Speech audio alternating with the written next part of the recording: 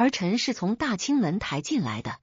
各位，您听听，就这一句话，简直像是一把杀人不见血的软刀子，直接捅在了慈禧老佛爷最疼的那个疤骨上。话说当年，慈禧哪怕在贵为圣母皇太后，她当年进宫也是走的小侧门，是偏房转正的临时工，而人家阿鲁特氏那是明媒正娶，黄土垫道，正门抬进来的嫡长房。这一句大清门喊出了正式的底气，也喊断了这位年轻皇后的生路。这世上最毒的不是砒霜，而是这种揭人短处的扎心话。当婆媳博弈上升到人格羞辱，当权力的争夺变成了尊严的肉搏，这场深宫里的恩怨情仇究竟是如何一步步把一个家、一个国带向覆灭的深渊？话说这大清朝的紫禁城，在那红墙金瓦之下，每一寸地砖缝里塞的可都是人情世故，每一阵风刮过去都带着权谋算计的味儿。且说同治11年，这紫禁城里迎来了一桩惊天动地的大喜事，那便是同治皇帝要大婚了。这皇帝选后，在外人瞧着那是天大的福气，可要在内行人眼里，这就是一场顶级规格的决定未来几十年大清走势的集团接班人面试局。这主面试官是谁？自然是慈安、慈禧两位垂帘听政的皇太后。您各位得瞧准了，这场面试还没开始，那长春宫和钟粹宫里的空气就已经紧绷得跟拉满的弓弦似的。慈禧老佛爷是个什么样的人？那是从辛酉政变的血雨腥风里杀出来的实权派。在他眼里，给儿子选媳妇，其实就是选一个能听自己摆布，绝不能在中间掉链子的行政助理。他心里早有个合适的人选，那是富察氏，出身正黄旗，长得是弱柳扶风。最关键的一点是，这姑娘是个乖乖女，家里底子干净，人也显得木讷。慈禧打眼一看就知道这往后好拿捏。可偏偏呢，另一位慈安太后，人称东太后的那位，心里也有本账。慈安平日里虽说不怎么管事，但在大节骨眼上，人家那是一点都不含糊。他看中的是阿鲁特氏。这位阿鲁特氏可了不得，人家的父亲是重启，那可是大清朝唯一的满洲状元。这就好比是现在那些名门望族、书香门第里出来的女学霸，不仅学历高，关键是家里教养好，骨头硬，看问题的眼光那叫一个毒。到了选后那天，体顺堂里静得连根针掉地上都能听见声。您各位看官，请一步往那堂屋里瞧。慈禧太后穿着一身宝蓝色的长服，手里攥着那柄镂空雕花的团扇，那扇子面轻轻晃动，带出的风却冷得人心颤。在他看来，这场面试不过是走个过场，他作为生母，又是公司的执行董事，选谁不选谁，那还不是一句话的事儿。可这偏偏就是博弈的开始。同治皇帝载淳这时候已经是个16岁的大小伙子了，正处在逆反期，心里早就对自己这位控制欲极强的亲妈憋了一肚子火。在这位少年君主眼里，选皇后不仅是选伴侣，更是在向亲妈宣告主权。就在这节骨眼上，5个秀女排成一排，低眉顺眼地跪在地上。阿鲁特氏站在首位，富察氏紧随其后。慈禧太后努了努嘴，示意同治皇帝拿着那柄象征皇后身份的如意，往心仪的人手里递。这时候的阿鲁特氏穿着一身粉紫色的旗装，虽然也是低着头，但那腰杆挺得直，下颌收得稳，整个人透着一股子冷冽的才气。史料里记载，这阿鲁特氏不仅通经史，还写得一手好字，甚至能左手写大字，这在当年的女子里那是凤毛麟角。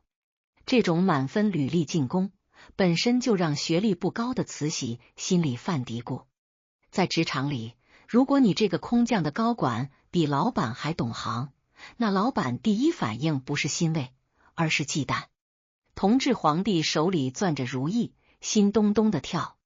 他看了看那弱不禁风的富察氏，又看了看端庄稳重的阿鲁特氏。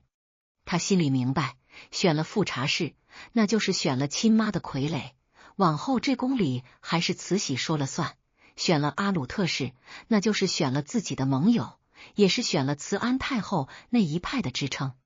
就在这一场博弈的巅峰时刻，阿鲁特氏做了一个让慈禧记恨了一辈子的动作。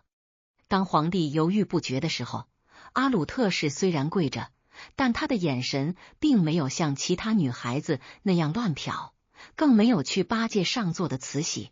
而是极其自然地、恭敬地向慈安太后投去了一个探寻且坚定的目光。各位，您能想象慈禧当时那个心气儿吗？她才是皇帝的亲娘，才是那个日夜操劳、把权力抓在手里不松手的母后皇太后。可这个未来的儿媳妇还没进门呢，就先去抱了对家的大腿。在慈禧的思维逻辑里，这种眼神交汇就是一种政治站队，是一种对他威权视若无睹的挑衅。这阿鲁特氏啊，他是真的不懂这里面的潜规则吗？非也。她是状元之女，她读的是孔孟之道，她觉得名正言顺的嫡庶之分大于天。她认为慈安是正宫，是嫡母，这种在大是大非面前的尊重，是她做人的底线。可她忘了，在顶级权力的修罗场里，底线往往就是最脆弱的防线。同治皇帝像是感应到了什么，又或者是为了给自己争口气，他竟然在那一刻毅然决然地把如意递到了阿鲁特氏的手里。慈禧太后的脸色在那一瞬间从白转青，又从青转紫。她手里那把团扇嘎吱一声，那是扇柄被生生攥裂的声音。史书记载，慈禧当时虽然没发作，但当场就提出了异议，说这富察氏如何如何好。可同治这孩子平时听话，这回却是吃了秤砣铁了心，梗着脖子说：儿子长大了，这选后得选个合心意的。这就是咱们在职场里常说的空降兵和老董事长的第一次正面刚。阿鲁特氏就在这种极度尴尬又极其险恶的氛围中，拿到了通往坤宁宫的入场券。这哪是入场券啊，这分明是慈禧给他发的催命符。您各位再品品，这场面试结束后，慈禧回了长春宫，第一件事就是把跟前的小太监给斥责了一通。他不是在气同治不听话，他是在气阿鲁特氏那股子清高劲儿。在他看来，你一个下属，即便你有天大的本事，你不向我低头，你就是异类。阿鲁特氏进宫的第一天，就已经在慈禧的必杀名单上挂了号。这种职场错位，最怕的就是你以为只要干好本职工作，守好规矩就能通关，却不知你已经在无意中触碰了最高领导那敏感而卑微的虚荣心。在那场名为选后的仪式上，表面上是满目繁华，背地里却是两个女人、两股势力的最终摊牌。阿鲁特氏以为自己赢了，他赢得了皇后的宝座，赢得了皇帝的真心，更赢得了正统地位的认可。可他不知道，这种赢是透支了他往后几十年的生存额度。咱们常说，在职场中入职的第一天最关键，你见的第一个人，说的第一句话，投向老板的第一个眼神，其实就已经预示了你往后的结局。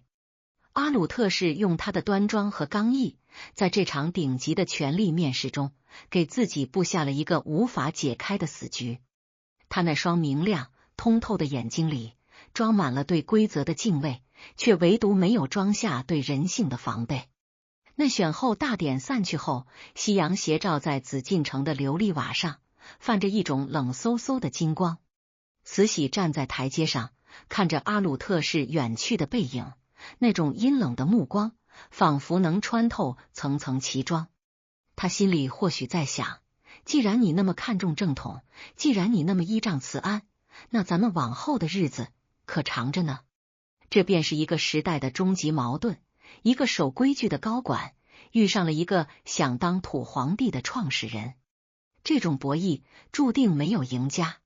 话说这选后大典的余威还没散尽，紫禁城里那朱红的长廊下，风里似乎都带着一股子没散开的硝烟味儿。这阿鲁特氏虽然名正言顺地坐上了凤鱼，成了坤宁宫的主人，可这坤宁宫的大门一关，里头真能是他说了算吗？这就好比是一个刚过试用期，靠着大老板慈安的支持，强行空降到核心部门的高级经理，虽然工牌领了，办公室占了，可他那位顶头上司，也就是掌控欲强到恨不得替儿子呼吸的慈禧老佛爷，正坐在长春宫的罗汉床上，冷冷地盯着这新官上任的3把火呢。这大清朝最炸裂的职场监控术，看看这洞房花烛夜外的耳报神是怎么把小两口的私生活变成了慈禧办公桌上的每日简报。这同治11年9月的大婚，场面那是极尽奢华，可在那红绸缎子底下盖着的，全是不安生的心。同治皇帝载淳，那是憋屈了16年的人，好不容易娶了个自己喜欢的阿鲁特氏，长得好，学问高，最关键的是跟他能聊到一块儿去。你想啊，在这冷冰冰的宫廷里，能有个懂你眼神，能跟你对诗，还不像亲妈那样整天训斥你的人，那简直就是救命稻草。史料里有个细节，说同治皇帝对这位皇后那是极尽宠爱，甚至到了有些专宠的地步。可这种宠爱，在咱普通人家那是和睦，在慈禧眼里那就是夺权。在慈禧的职场逻辑里，儿子是他培养出来的唯一继承人，是他的核心资产，而这个阿鲁特氏不过是个外人，现在这个外人不仅抢了儿子的心，还想稀释他这个当妈的控制权，这还了得？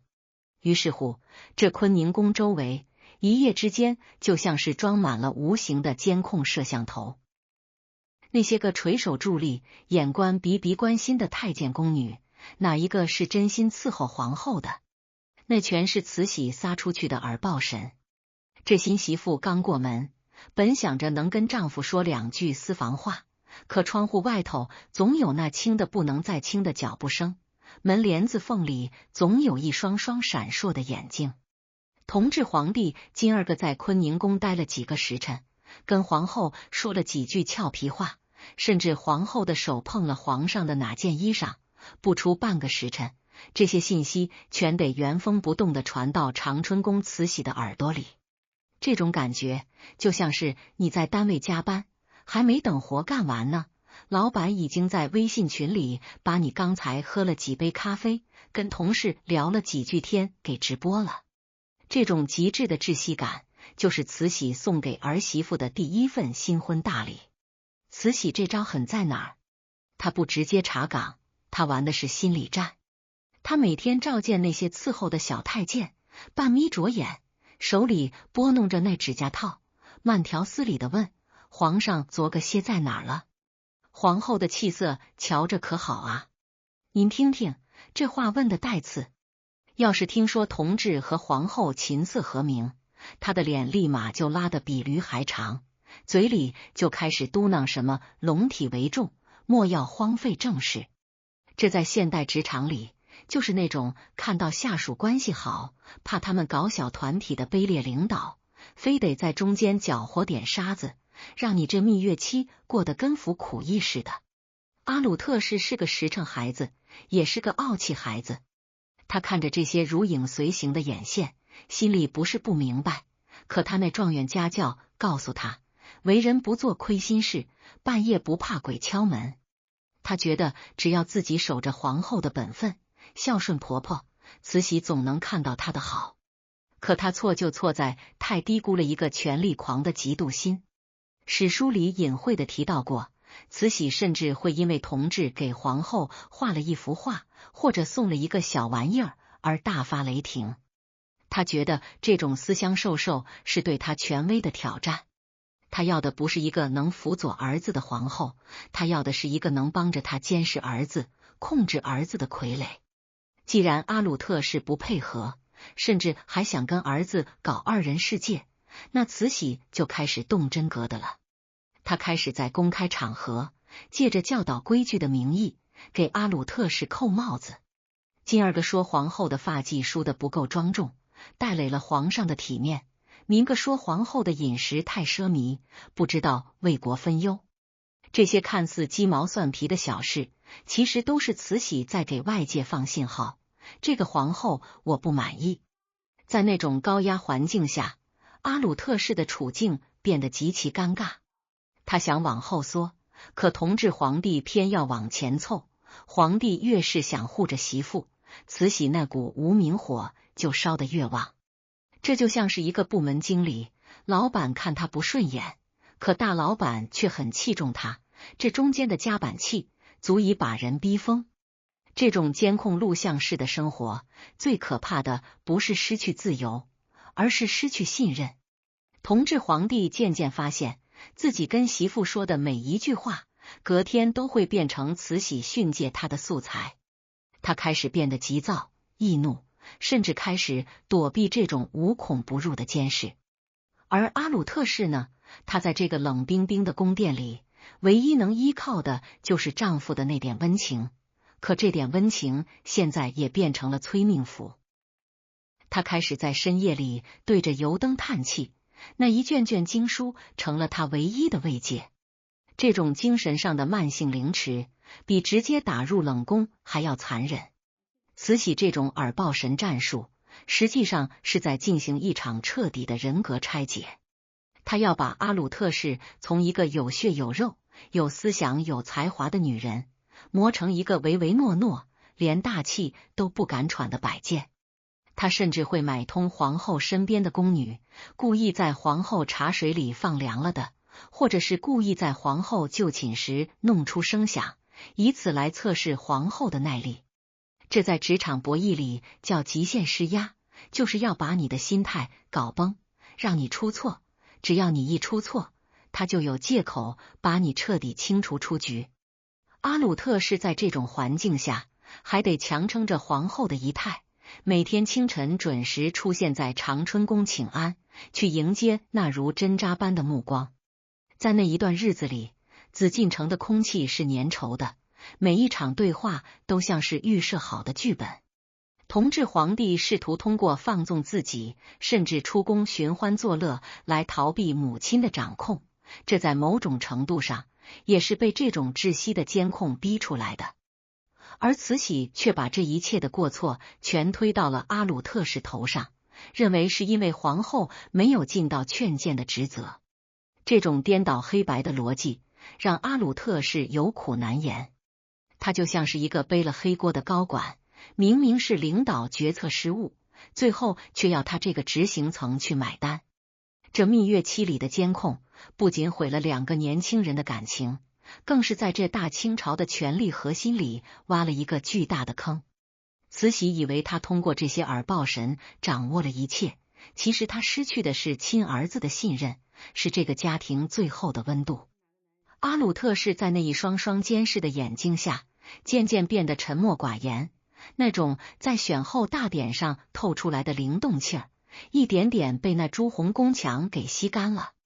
这便是权力对人性的异化。在那一盘名为婆媳的棋局里，每一步棋子落下的声音都像是丧钟的前奏。话说这紫禁城的日子，打从那洞房花烛夜的监控布下之后，阿鲁特氏这位新晋皇后就像是钻进了一张看不见摸不着却又处处勒进肉里的蛛网。这要是换作寻常人家的媳妇，受了气还能回个娘家，可在这红墙里头，阿鲁特氏退一步是悬崖，进两步是刀山。这慈禧老佛爷啊，那是玩弄规矩的祖宗。他深知在这宫廷博弈里，最高级的杀人术不是冷宫白绫，而是利用那些老祖宗传下来的礼法，把一个人的自尊心像剥洋葱似的，一层一层给剥干净，最后让你只剩下一颗血淋淋、颤抖抖的信子。每天卯时还没到，天色不过是抹了层淡淡的灰紫，坤宁宫里的灯火就得亮起来。阿鲁特是得在宫女的伺候下，套上那沉重的压脖子的朝服，踩着那高耸的花盆底鞋，一步一挪地往长春宫赶。这请安在旁人眼里是孝道，可在慈禧这儿，这就是一场扣细节的闭卷考试。您各位瞧瞧那长春宫的门槛，那可不是木头做的，那是慈禧的脸面，也是阿鲁特氏的刑场。阿鲁特氏每走一步都得掐着点儿，步子不能大，大了说你轻佻；步子不能小，小了说你心虚。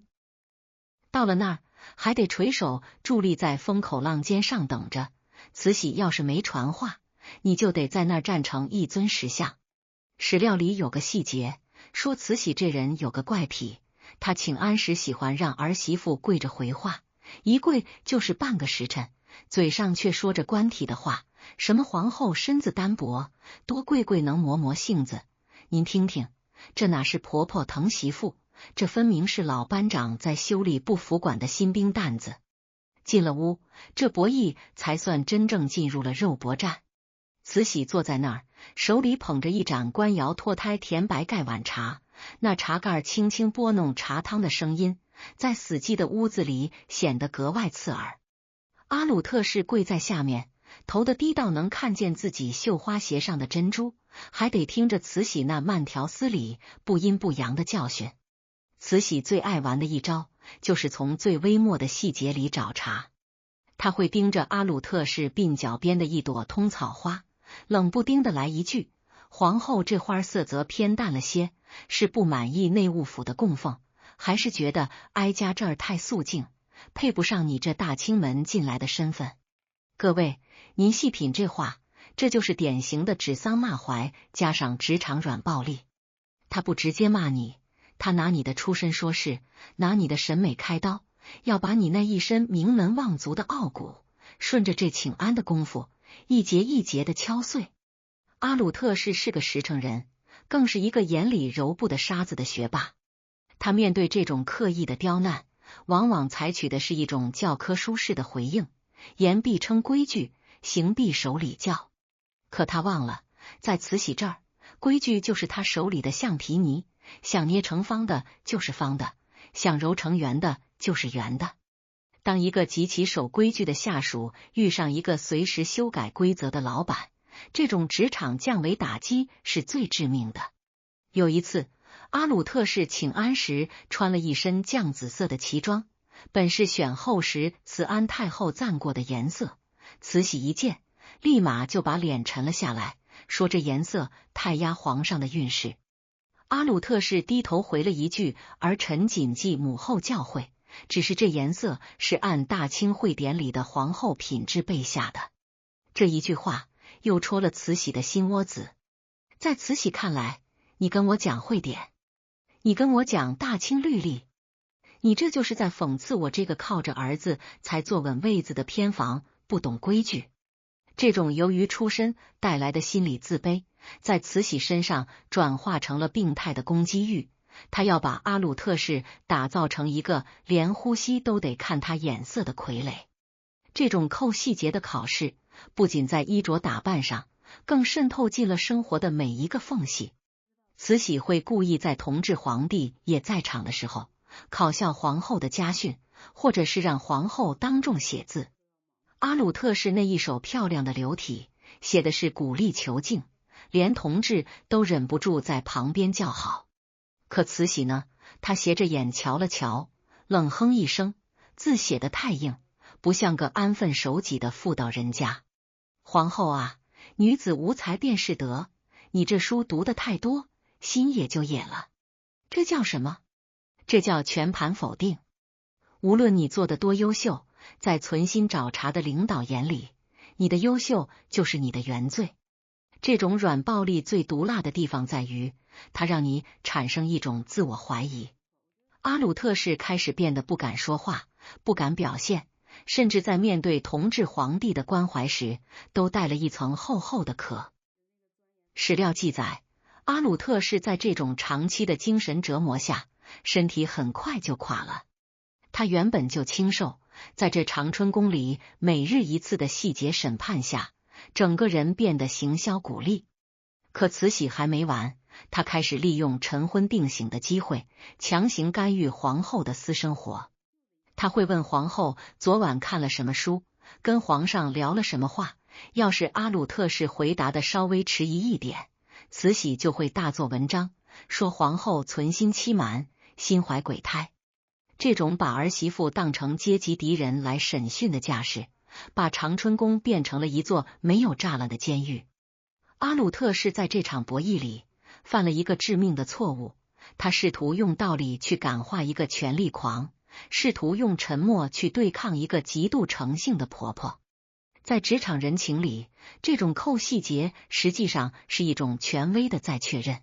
慈禧通过这种方式在向整座紫禁城宣告，别看阿鲁特氏是皇后，在这儿哪怕是她的一根头发丝儿也得归我管。她要在同治皇帝面前彻底摧毁皇后的形象。每当同治想替媳妇说两句好话，慈禧就会拿皇后的失仪做借口，把火烧得更旺。这就像是一个偏心的大家长，非要把最有出息的那个孩子贬得一文不值，以此来显示自己的绝对掌控。阿鲁特氏在那长春宫的地砖上跪着的时候，心里想的或许是父辈教给他的那些圣贤书，可那些书里没告诉他，当遇到一个不讲理的恶魔领导时，再高的才华也不过是催命的符咒。这请安礼上的博弈，实际上是慈禧在为日后的大动作做铺垫。他要先在道德和规矩上把阿鲁特氏定性为一个不称职的员工，这样等他最后挥起屠刀的时候，才能显得名正言顺。阿鲁特氏在这场长达数月的软暴力中，渐渐失去了那个在选后大典上惊鸿一瞥的灵动眼神，取而代之的是一种近乎死寂的顺从。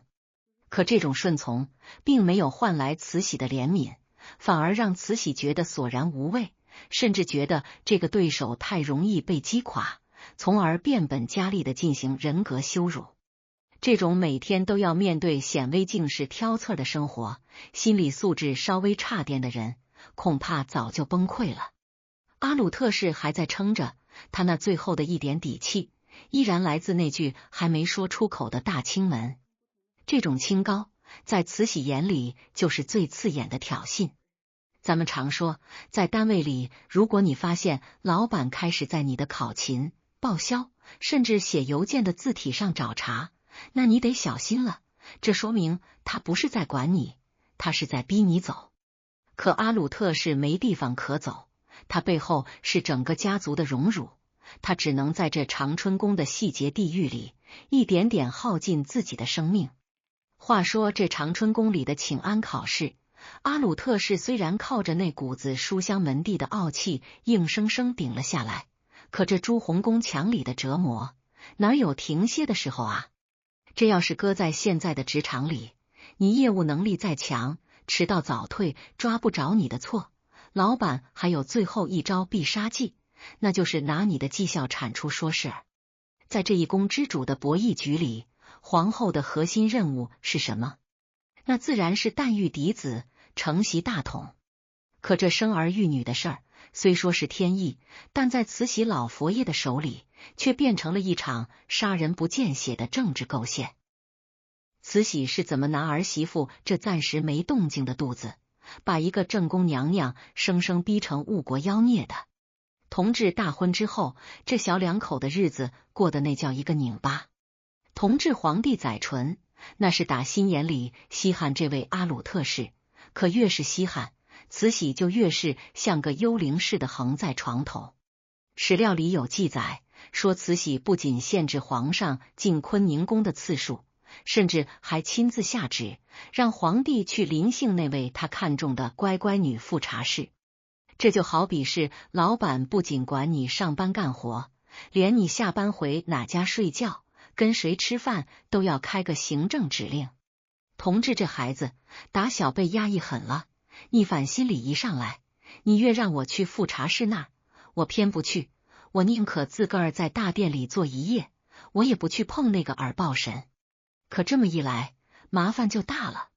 皇上不去后宫散夜，这皇后怀不上的罪名，在慈禧那张翻云覆雨的嘴里，就全都扣在了阿鲁特氏的脑门上。慈禧这人那是玩弄人心的高手，他不直接说皇后不能生，他玩的是降维打击里的舆论渗透。他先是在跟宗室王公家的福晋们唠家常的时候，似有若无的叹口气，说这坤宁宫里的气象啊，还是太冷清了些。皇后书读得多，心眼儿也就多，怕是整天在那儿琢磨圣贤书，忘了女子该有的本分喽。各位，您听听，这话传出去，不到半天功夫，整个紫禁城的太监宫女，乃至前朝的那些大臣，心里都得咯噔一下。这传言就像是长了翅膀的毒箭，把阿鲁特氏描述成了一个狐媚惑主、霸占龙床却不产出的杜甫。在职场里，这叫预设差评，就是先通过非正式渠道把你的名声搞臭，让你即便干得再好，在大家眼里也是个有问题的人。阿鲁特是在坤宁宫里坐着，看着那窗外摇曳的烛影，心里那个苦真是没处说。他守着规矩，皇上不来，他不能去抢；皇上来了，他得劝皇上去别处。可皇上那是活生生的人，是有脾气的种。同治皇帝越是对母亲这种拉郎配反感，就越是把阿鲁特氏当成唯一的避风港。可这种深情，在慈禧抛出的生育任务面前，成了最致命的证据。慈禧开始在后宫推行一种极其变态的问责制，她隔三差五就召见太医院的御医，当着众人的面，不仅问皇上的龙体，更要详详细细的盘问皇后的起居。史书记载，慈禧曾指着皇后的鼻子骂，说她德行有亏，累及国本。一个没生孩子的错，直接上升到了累及国本的政治高度，这哪是婆婆训媳妇，这分明是董事长要把老板踢出局的前奏。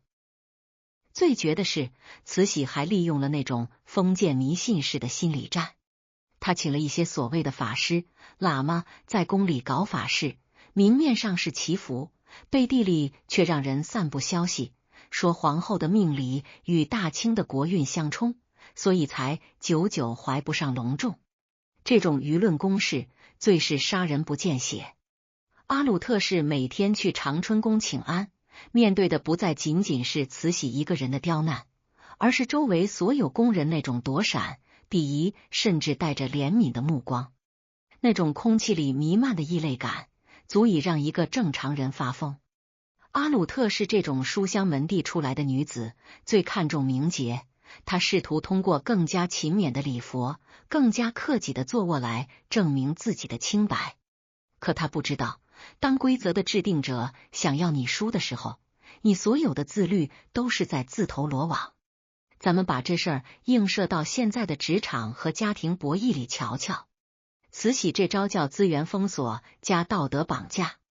他一方面掐断了同治和皇后正常相处的机会，让两人处于长期的心理紧绷状态。这就好比老板不给资源、不给时间，还天天管你要业绩。另一方面，他又拿着为了公司长远发展的口号，在道德高地上对你进行全方位的羞辱。阿鲁特是在这种高压下开始出现焦虑、失眠的症状。史料里提到，他那时候形容枯槁、目无神采，原本那个能左手写大字的才女，现在连拿笔的力气都快没了。可慈禧不仅不连续，反而以此为借口，说皇后病恹恹的，没个福气相，进一步坐实了她不适合当国母的舆论。更毒的一手还在后头。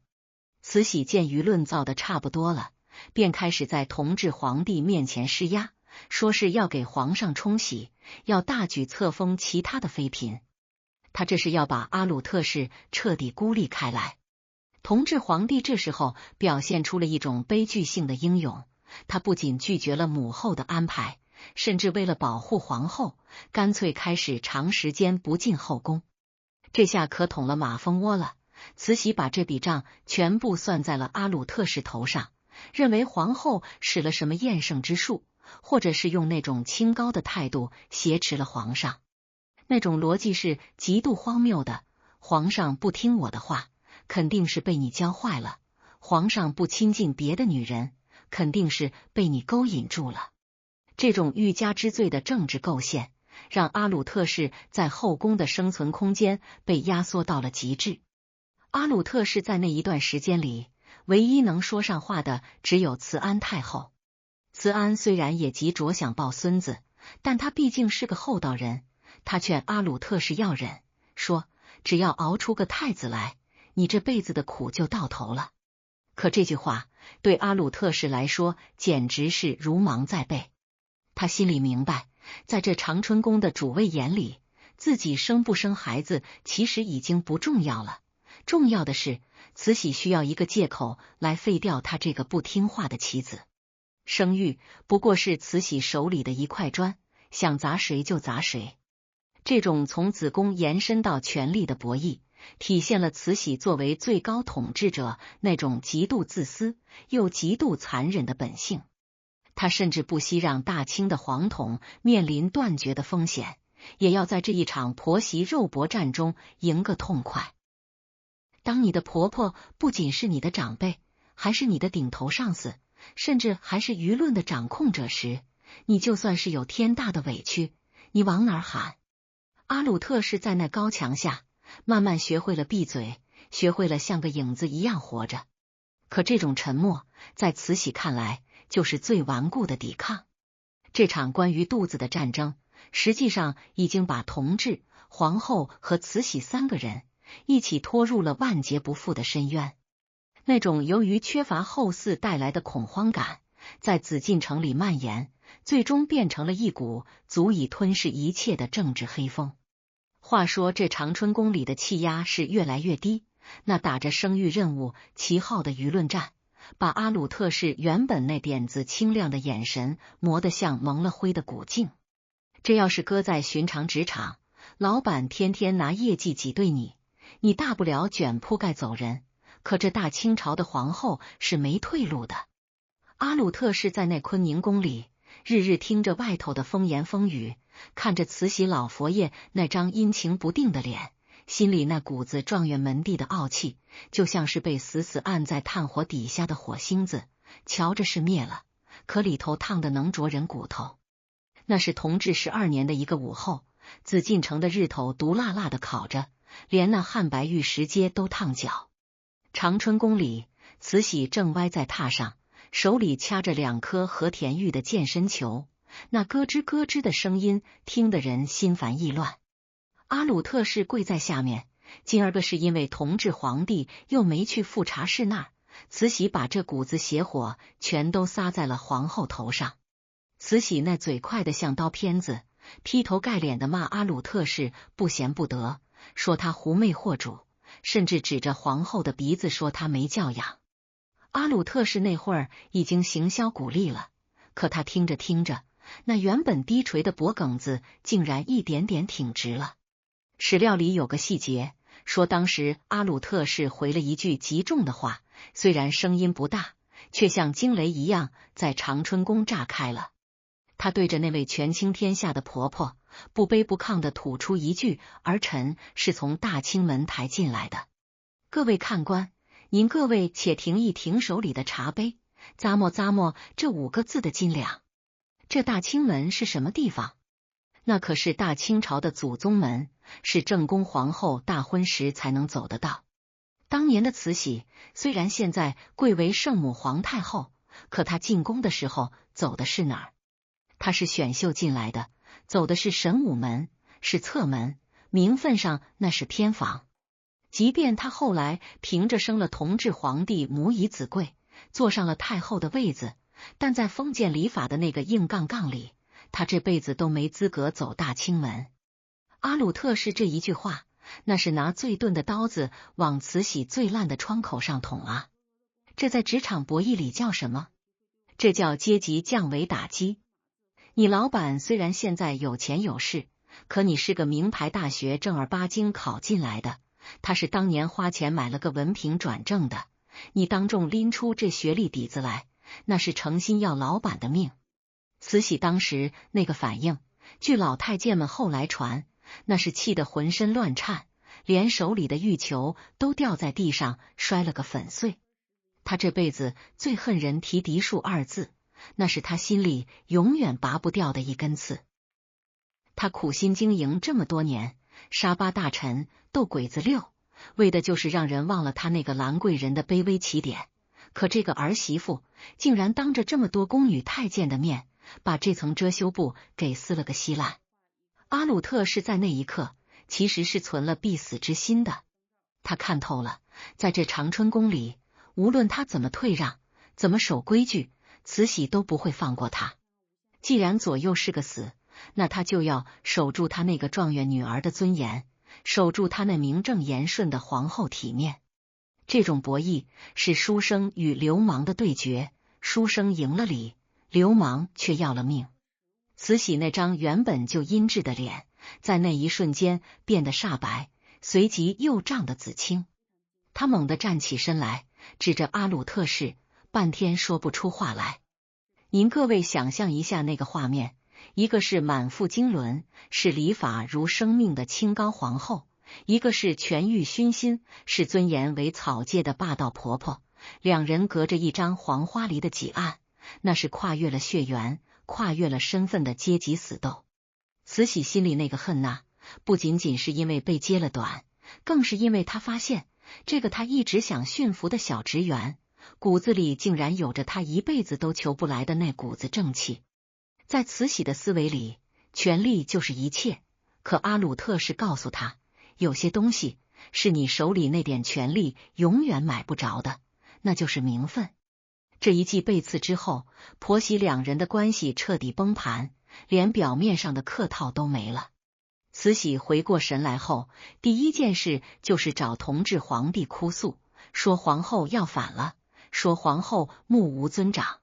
可同治也不傻，他知道媳妇说的是实话，更是他心里想说却不敢说的话。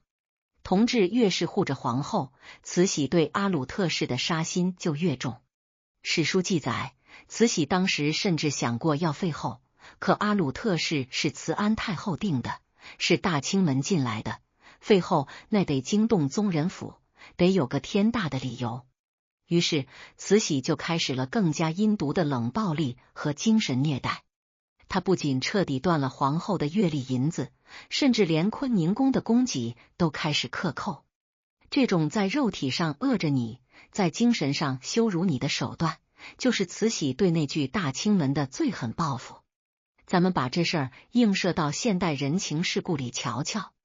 阿鲁特氏这做法，爽是爽了，但在职场里那是大忌。你当众揭领导的短，尤其还是那种他这辈子都改变不了的身世硬伤，那就是逼着领导跟你同归于尽。阿鲁特氏固然有他的风骨，可他忘了，他面对的是一个连亲儿子都能当成权力筹码的政治动物。在这场博弈中，阿鲁特氏用尊严换取了精神上的瞬间胜利，却也亲手给自己挖好了坟墓。慈禧那句我就让你看看这大清门进来的又如何，成了悬在阿鲁特氏头上的一把毒箭。在那之后，阿鲁特氏在宫里的日子简直如履薄冰。慈禧开始变招法的在同治面前羞辱皇后。有时候皇上来请安，慈禧故意让皇后在门外跪着淋雨，或者是让皇后去干那些粗笨的活计。阿鲁特氏也不求饶，也不哭闹，就那么倔强的挺着。这种沉默的对抗让慈禧更加疯狂。慈禧这辈子没见过这种打不碎、压不弯的骨头，她觉得阿鲁特氏的存在就是对她权威的持续羞辱。这种由于名分焦虑引发的心理变态，让慈禧在对待阿鲁特氏的问题上，完全失去了作为一个长辈，甚至作为一个正常人的底线。这一句大清门，到底是阿鲁特氏的护身符，还是他的催命符？在那个讲究嫡庶尊卑的年代，名分确实重如泰山，可当这名分撞上了绝对的暴力，它就成了一张薄如蝉翼的纸。阿鲁特氏用他最引以为傲的东西去碰撞慈禧最自卑也最疯狂的软肋，这种硬碰硬的结局注定是惨烈的。咱们常说人活一口气，佛寿一炷香，阿鲁特氏为了这口气，已经把生路全给堵死了。话说这长春宫里的那一记大清门的闷雷，虽然让阿鲁特氏在名分上赢了个满怀，可这世上的理儿，什么时候能大过手里的权？慈禧老佛爷那是打从辛酉年就学会了怎么把面子撕碎了喂狗的主儿，他被这儿媳妇接了出身不正的短，那心里头的火毒就跟那地底下的岩浆似的，翻滚着找口子要喷发呢。同治13年的冬天下了一场透骨凉的雪，也就是在那场雪里，年仅19岁的同治皇帝病倒了，得的是那让人谈之色变的天花。按说这皇帝病了，身为皇后的阿鲁特氏和该在床前衣不解带的伺候，可您瞧瞧慈禧这手段，她把这天花当成了最好的借口，生生演了一出权力场上的降维打击加隔离禁闭。同治皇帝这病来得凶险，去得更绝望。史料翁同和日记里曾隐晦的提过，说皇上那会儿浑身流脓，疼得钻心。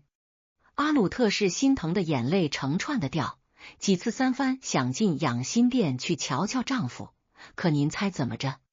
慈禧在那养心殿门口横了一道无形的长城，她下旨说皇后福薄，怕带了邪气冲撞了龙体，又说皇后身子弱，怕过了病气给后宫。这理由听着冠冕堂皇，实际上就是要把同治皇帝和阿鲁特氏彻底切断联系。在职场里，这叫信息隔离术。当你这个中层干部皇后想要向大老板皇帝汇报工作或者寻求情感支持时，你的直属霸道女主管慈禧直接把你的内网权限给封了，连门卫都不让你进。阿鲁特氏站在那冰天雪地的养心殿外，看着里头透出来的昏黄灯火，听着丈夫那若有若无的呻吟，那心里头就像是被猫抓了一样，可她就是进不去。慈禧这招狠就狠在，她不仅不让阿鲁特氏进，她自己却天天守在同治床头。她这哪是尽母职啊，她这是在守着那枚快要易主的权力公章。她生怕同治在临终前脑子一清醒，给阿鲁特氏留下什么政治遗产，或者是写下什么保命的遗诏。这种时候，每一个呼吸都是博弈。慈禧坐在床边，一边给儿子喂药，一边还不忘往外头看。只要听说阿鲁特氏来了，她的眼神立马就变得跟那冰窟窿里的水一样冷。史书里记载，阿鲁特氏有一次好不容易抓着个慈禧去礼佛的空当，偷偷溜进了养心殿，见到了那个已经脱了相的同治。小两口那是执手相看泪眼，同治拉着皇后的手，刚想说两句交托后路的话，还没等出声呢，慈禧那个耳报神就到了。接下来这一幕，那是真正的人间惨剧，也是慈禧权欲熏心的极点。慈禧像个幽灵一样突然出现在寝宫门口，还没等阿鲁特氏反应过来，慈禧上去就是一通劈头盖脸的臭骂。他骂阿鲁特氏妖孽，说皇上病成这样都是被你这大清门进来的贵人给克的。更绝的是，他竟然当着病入膏肓的儿子的面，抓起阿鲁特氏那原本就细弱的发髻，狠狠地往外拽。同治在床上看着，想喊喊不出，想动动不了，只能眼睁睁看着自己明媒正娶的妻子像个死狗一样被亲妈拖出了寝宫。各位，您听听，这叫什么？这叫当众处刑。慈禧就是要当着儿子的面，彻底打碎阿鲁特氏最后的尊严，也要让同治明白，在这大清朝，只要他慈禧还喘气，谁也别想护着谁。这种隔离禁闭背后的深意，其实是对接班人权力的最后收缴。慈禧知道同治快不行了，他必须在这个窗口期把所有可能威胁到他继续垂帘听政的因素全部铲除。阿鲁特氏虽然只是个女子，但她身后的阿鲁特氏家族，还有那个状元爹，再加上慈安太后的支持，那是一股不小的政治力量。如果让同治留下个立后摄政或者是归正皇后的只言片语，慈禧这辈子的权力梦就碎了。所以他要把养心殿变成一个真空地带，只允许他一个人的声音传出来。这种职场上的断网隔离，让阿鲁特氏彻底成了一个瞎子、聋子。他退回到坤宁宫，每天只能通过那些收买的小太监打听一点碎消息，可那些消息多半也是慈禧故意放出来吓唬他的。在那段黑暗的日子里，阿鲁特氏的精神状态已经到了崩溃的边缘。他每天对着镜子，看着自己那张因为恐惧和忧虑而变得惨白的脸，心里那个大清门的梦彻底碎了一地。他开始意识到，名分在绝对的残暴面前，连个遮风挡雨的瓦片都算不上。慈禧的这种软硬兼施，让他在后宫里成了个瘟神，谁见了都躲着走。这在现代人情里，就是那种被全公司孤立的待离职员工，虽然还没下红头文件，但谁都知道你没戏了，连打扫卫生的都不愿意给你换纸篓。阿鲁特氏就在这种极度的孤独和恐惧中，迎来了同治皇帝的驾崩。同治13年12月初5，养心殿的钟声敲响了，那声音沉闷的压得人喘不过气来。同治皇帝龙御宾天，带走了大清朝最后的阳刚之气，也带走了阿鲁特氏唯一的护身符。当那丧钟声传到坤宁宫时，阿鲁特氏并没有哭天抢地，他只是木然地坐在床沿上，看着窗外那还没化的残雪。他知道真正的大考来了。慈禧在那一头已经开始忙着选立新君，忙着怎么继续她的垂帘听政。而这位刚丧夫的年轻皇后，在慈禧的通盘考虑里，已经变成了一个必须抹掉的历史污点。这种隔离不仅是肉体上的，更是社会关系上的彻底切断。慈禧不仅不让他参加大练，甚至在选立光绪皇帝载湉为帝后，连个像样的皇太后封号都没给阿鲁特氏定下来。史料里有个细节特别扎心，说同治驾崩后，阿鲁特氏曾去求见慈禧，想问问自己往后该怎么自处。慈禧在那暖阁里坐着，连眼皮都没抬，只冷冷地说了句：“皇上都没了，你还争这些有的没的做什么？倒不如安分守己，给皇上进点心。”这话里的杀机，您各位听出来了吗？这哪是安慰，这是在暗示他该去殉葬。这种劝退的方式，充满了慈禧式的阴冷与毒辣。他不仅要拿走你的权利，还要拿走你的未来，最后还要你表现得心甘情愿。阿鲁特氏从那暖阁里出来时，脚下打着飘，他看着那高耸的宫墙，第一次觉得这大清门进来的路，竟然是一条通往皇权的死路。咱们回过头来复盘这一段，慈禧的隔离禁闭之所以成功，是因为他精准地抓住了两个点：一是利用礼法和疾病的借口封锁了物理空间，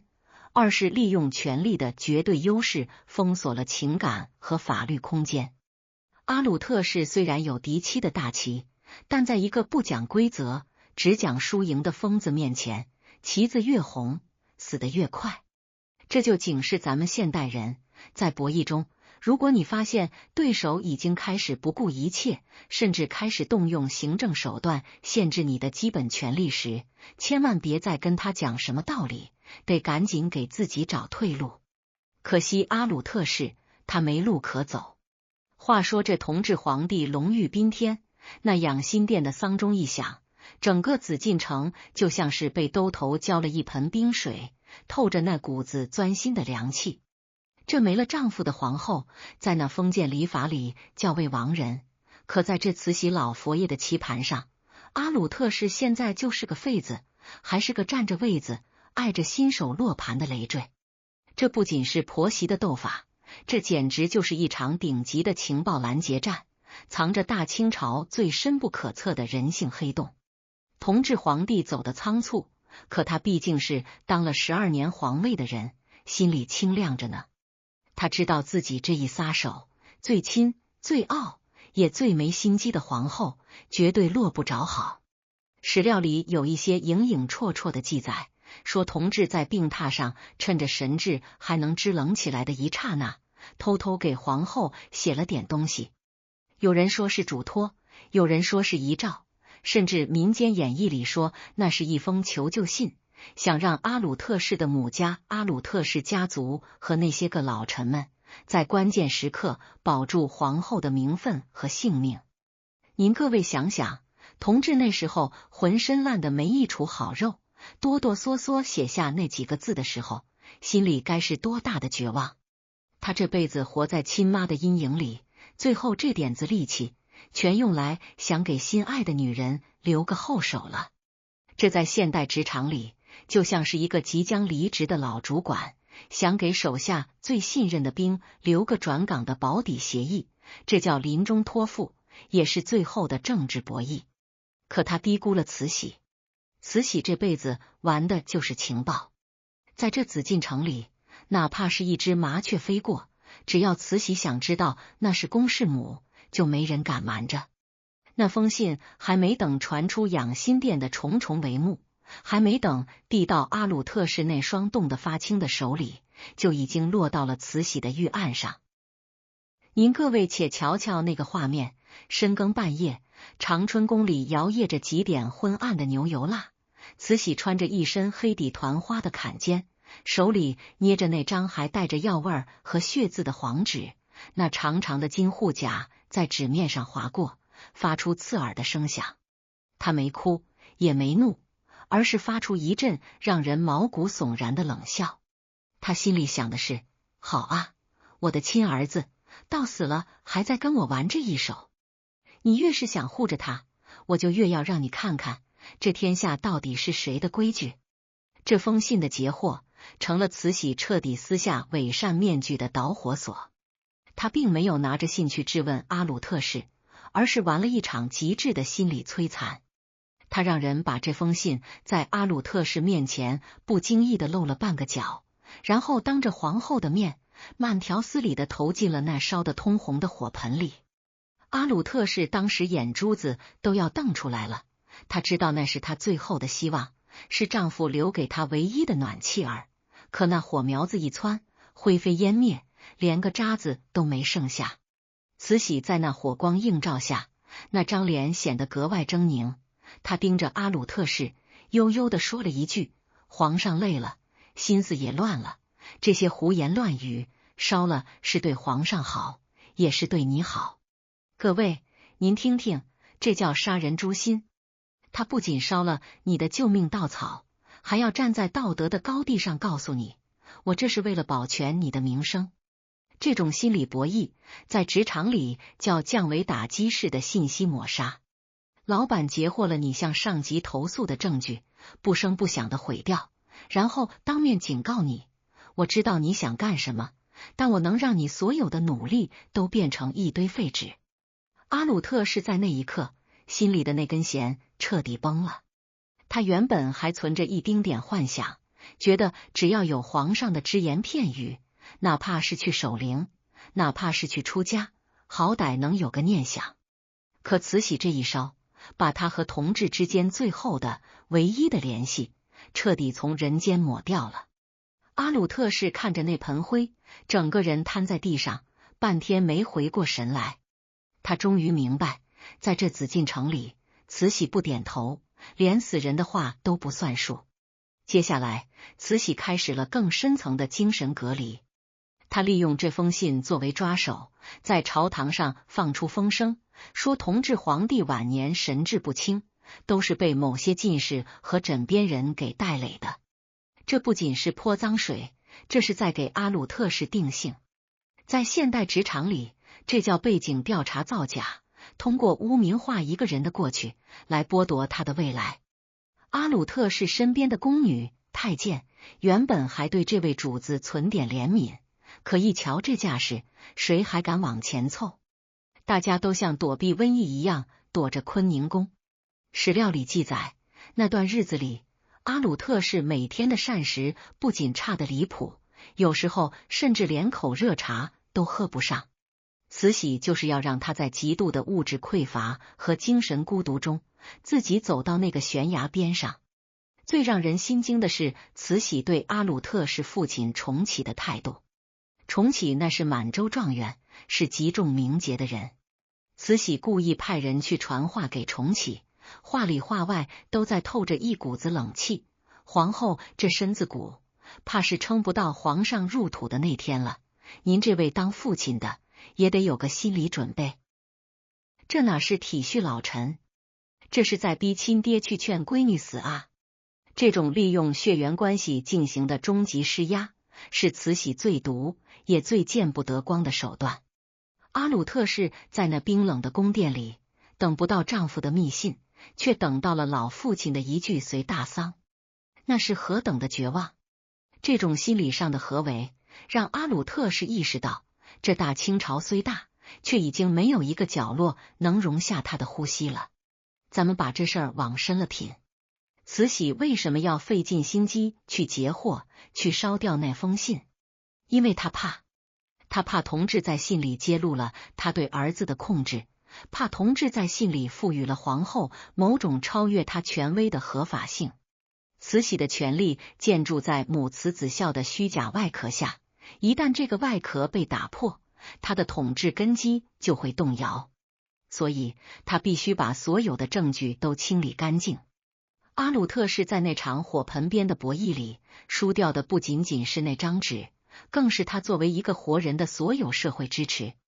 他就像是一个被清空了所有权限，又被锁死在办公室里的离职高管，外头的人进不来，里头的信息出不去，只能眼睁睁看着自己的生命值一点点归零。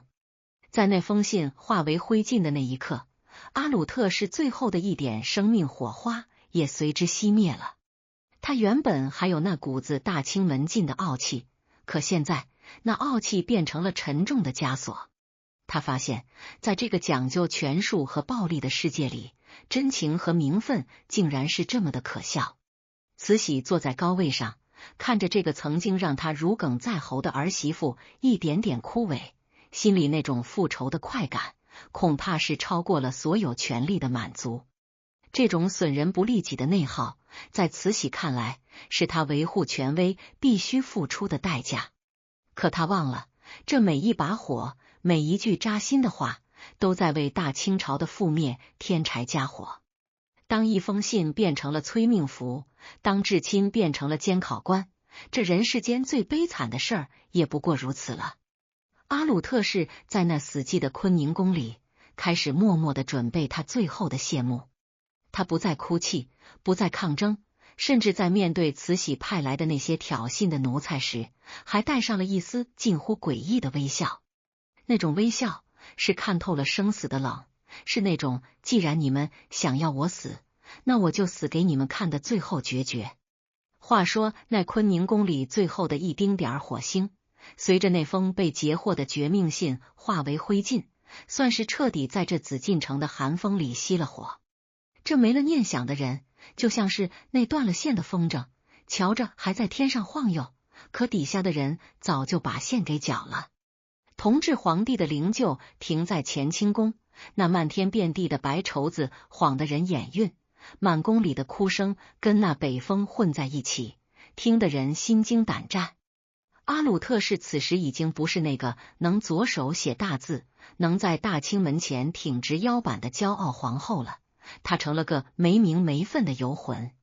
新皇帝载湉进宫了，慈禧那是忙着给新傀儡立规矩，忙着给自己那垂帘听政的位子重新加固。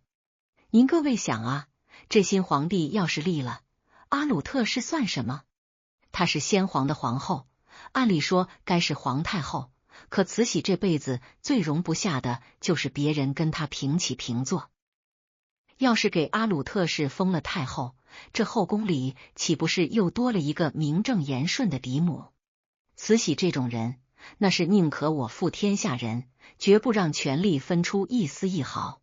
史料清实录里虽然对这一段写得隐晦，但那字里行间透出来的冷酷，那是怎么遮也遮不住的。就在这节骨眼上，阿鲁特氏已经好几天滴水未进，他那干裂的嘴唇动了动，到底还是抱着最后的一丝求生本能，或者是为了给父兄找条生路，挪着沉重的步子去了长春宫。他跪在那冷冰冰的地砖上，还没等开口呢，慈禧在那暖阁里坐着，正由着宫女给染着红指甲，连眼角都没扫他一下。这在职场里就是最极端的冷处理，是领导在用无声的轻蔑告诉你，你在我眼里已经是个死人了。阿鲁特氏颤巍巍地问了一句：母后，皇上没了，儿臣往后该如何自处？这句话问的是他的余生，问的是他那摇摇欲坠的尊严。慈禧听了这话，手里的动作顿了顿，她转过头，那眼神厉得像刀片子，在那张涂满了粉却遮不住戾气的脸上浮起一抹似笑非笑的寒意。她缓缓地开了口，声音不大，却像冰渣子一样往阿鲁特氏的骨缝里钻。皇后，你既然这么思念皇上，既然你们夫妻情深，如今皇上龙御宾天，你身为正宫，倒不如随了大丧去，也全了你这大清门进来的名节。各位，您听听，这叫什么话？这叫杀人不见血的劝退通牒。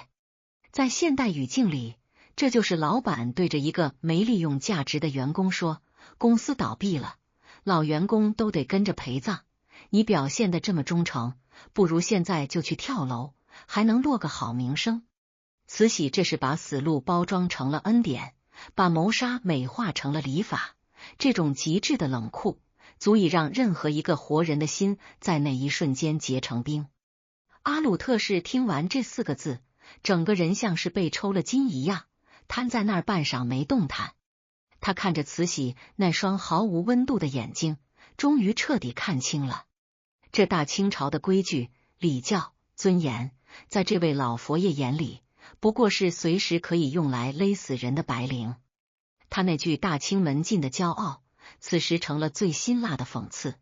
慈禧这就是在报仇，她在报复那场选后大典上的无视，在报复那句戳心窝子的嫡庶之别。她要让全世界看看，即便你是名门望族，即便你是状元之女，只要我不让你活，这大清朝就没有你的立锥之地。这种报复带有一种变态的快感，慈禧这是在通过毁灭一个高洁的灵魂，来掩盖他自己内心深处那抹不去的自卑和烟渣。更让人绝望的是，慈禧这通牒不仅是发给皇后的，更是发给整个阿鲁特氏家族的。史书里提到，当阿鲁特氏把慈禧的这番话传给他的父亲重启时，这位满洲状元、当朝重臣竟然没有表现出半分的反抗，反而流着泪给女儿回了信，内容也就是那几个字：谨遵太后旨意。这是何等的悲哀！在这绝对的权力面前，连亲生父亲都成了杀手的帮凶。这种利用血缘进行的最后围剿，把阿鲁特氏身后的最后一扇窗户也给焊死了。在职场博弈里，这叫全平台封杀，不仅你的领导要弄死你，连你的推荐人、你的亲友团都因为惧怕权势而不得不站在你的对立面。阿鲁特氏就在这种众叛亲离的绝境中，被逼到了那个金屑入喉的死角。阿鲁特氏从长春宫出来的时候，外头的雪还没停。他走在长长的公道上，那些原本该向他行礼的太监、宫女，一个个都像是没看见他一样，低着头匆匆走过。那种空气里的社会性抹杀，比皮肉之苦还要疼。他回到了坤宁宫，那宫殿空旷的能听到自己的心跳声。他看着那曾经和同志调笑过的桌案，看着那还没写完的诗稿，心里那种被时代、被权力彻底抛弃的孤独感，像潮水一样把他淹没了。慈禧那句随大丧不断的在他耳边回响，那不是一个建议，那是一道锁链，已经勒在了他的脖子上。咱们把这局棋复盘给现代人看，您得明白，当博弈的一方已经丧失了基本的同理心，把规则当成屠刀的时候，所谓的体面就是自杀。阿鲁特氏一生都在追求体面，他觉得他是正门进来的，他就该有尊严的活着。可他忘了，在野兽的林子里，讲礼貌的人往往是第一个被吃掉的。慈禧这种劝退战术，实际上是在进行一场彻头彻尾的资源清场。他要清掉同治留下的所有痕迹，清掉那个可能让他在晚年名声受损的正统威胁。阿鲁特氏的死，对慈禧来说，只是在这本名为权力的账簿上，轻轻抹去了一行碍眼的字。在那凄冷的夜晚，阿鲁特氏坐在窗前，看着那如钩的残月，那一刻他或许在想，要是当年没在那场选后面试里多看慈安太后那一眼，要是当年没进这牢石子的大清门，自己是不是还在那状元府邸里写着舒心的字，读着圣贤的书？可惜这世上没后悔药，尤其是进了这紫禁城的女人，命就不是自己的了。慈禧的冷酷在于，她不仅要你死，还要让你觉得自己是非死不可。这种精神上的迫到了极致，就是让你主动把那金屑送进嘴里，还得对着长春宫的方向谢恩。话说这紫禁城的雪，落在了红墙上是漆白，落在了人心上，那就是透骨的凉。那长春宫暖阁里的一句随大丧去，就像是阎王爷案头上勾了红叉的生死簿，让原本就行销鼓励的阿鲁特氏彻底跌进了那万劫不复的人性黑洞。这世上最残忍的杀戮，从来不是那午门斩首的钢刀，而是这种打着全了名节的幌子，逼着一个风华正茂的女子自己把自己往火坑里推。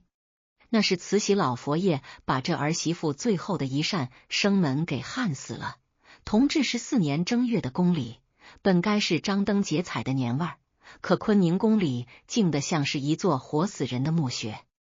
阿鲁特氏坐在那冰冷的梳妆台前，看着镜子里那个已经脱了相的自己，那双曾经让同治皇帝痴迷、让慈禧太后忌惮的眼睛，此时深陷在眼窝里，只剩下一抹死灰色的倔强。史料清代通史中隐晦的提到过，皇后自皇上崩逝后，便毁极鼓励，不进饮食。这在现代职场博弈里叫做自杀式撤资。当你发现你的上司不仅要撤你的职，还要毁你的名，甚至连你的基本生存权都要剥夺时，弱者唯一的武器就是自己的这条命。阿鲁特氏在那几天里推开了所有的燕窝粥、点心盘子，他要把自己的身体变成一座对抗慈禧权威的祭坛。慈禧在长春宫里听着耳报神们一次次传来的汇报，心里头那种复仇的快感正一点点被一种莫名的焦躁给取代。他原本以为只要一句话，这阿鲁特氏就会乖乖的求饶，或者是哭天抢地的找慈安太后告状，那样他就有更多的借口去羞辱、去打压。可他没料到，这儿媳妇竟然选了最硬的一条路——绝食。这种无声的抗争，比千军万马的呐喊还要让慈禧心虚。因为在这讲究孝道和人治的大清朝，如果皇后真的被婆婆活活饿死，那慈禧这辈子的名声也就彻底臭了。于是这紫禁城里上演了一幕极其荒诞的剧目，慈禧一边在人前抹着眼泪说皇后思虑过度，龙体不对，是凤体欠安，一边却在暗地里吩咐御药房把那些能续命的东西都给扣下。最扎心的一幕发生在那个漆黑的夜晚，阿鲁特氏在那空荡荡的寝宫里颤抖着手打开了一个沉香木的小匣子，里头没什么金银财宝，只有一小包细碎的金屑。这金子在俗人眼里是富贵，可在此时的阿鲁特氏眼里，它是唯一的解脱。吞金自尽，那是极其痛苦的过程，金屑入喉会生生割裂肠胃，让人在清醒中一点点走向死亡。史书里虽无直观描写，但野史传闻，当时阿鲁特氏是活着泪水把那冰冷的碎金一点点吞下去的。他为什么要选这种死法？因为他要让慈禧知道，这大清门禁的骨头，即便是化成了灰，也是带着精气的硬骨头。他不仅是在自尽，他是在用这种惨烈的方式，在慈禧那看似完美的权力账本上戳一个永远补不上的窟窿。